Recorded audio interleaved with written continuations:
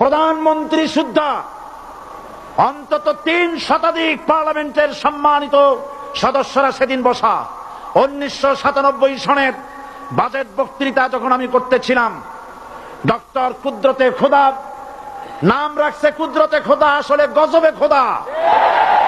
এই লোকটি নাস্তিক, ইসলামের চূড়ান্ত দুশমন। তার প্রণীত শিক্ষা ব্যবস্থার যখন সমালোচনা করছিলাম, ট্রেজারি বেঞ্চ থেকে আমাকে বলা হলো রাজাকার। আমি আমার সমস্ত শক্তি একত্রিত করে বলেছিলাম, শুধুমাত্র হিন্দুস্তানের রাজাকারেরাই আমাকে রাজাকার বলতে পারে।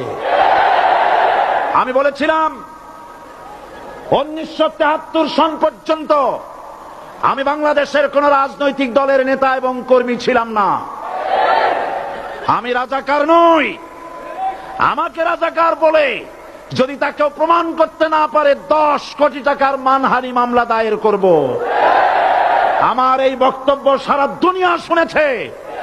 পার্লামেন্টে আমার এই বক্তব্য রেকর্ড হয়ে আছে। সেদিন 3 শতাধিক পার্লামেন্ট মেম্বারের কেউ আমার চ্যালেঞ্জ গ্রহণ করেন নাই। যে কোনো ব্যক্তি পার্লামেন্টে গিয়ে আমার বক্তৃতা দেখে আসতে পারেন। এরপরে 1997 সনের 7ই অক্টোবর দৈনিক জনকণ্ঠ পত্রিকা যখন আমার বিরুদ্ধে লিখলো, সেই পত্রিকায় সাইদির ওপেন চ্যালেঞ্জ 8ম পাতা, 1997 7ই অক্টোবর, এত বড় 2 কলামে হেডিং। সেখানে আমি বলেছি, বাংলাদেশের সকল সাংবাদিক, গোয়েন্দা বিভাগ, বাংলাদেশের সকল বুদ্ধিজীবীকে আমি আমার পিরোজপুরে আমন্ত্রণ করছি।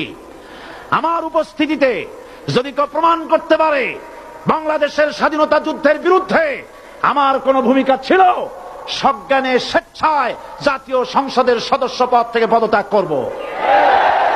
3 বছর পার হয়ে গেছে, আজ পর্যন্ত কেউ এই চ্যালেঞ্জের মোকাবেলা করে নাই। সুতরাং আমাকে যারা রাজাকার বলবে তারা পিতৃ পরিচয়হীন অবৈধ সন্তান। 1971 সনের, শোনো মুসলমানেরা, 1971 সনের কোন কাদা সাইদির গায়ে লাগে নাই। আমাকে রাজাকার বলে জনগণ থেকে বিচ্ছিন্ন করবা।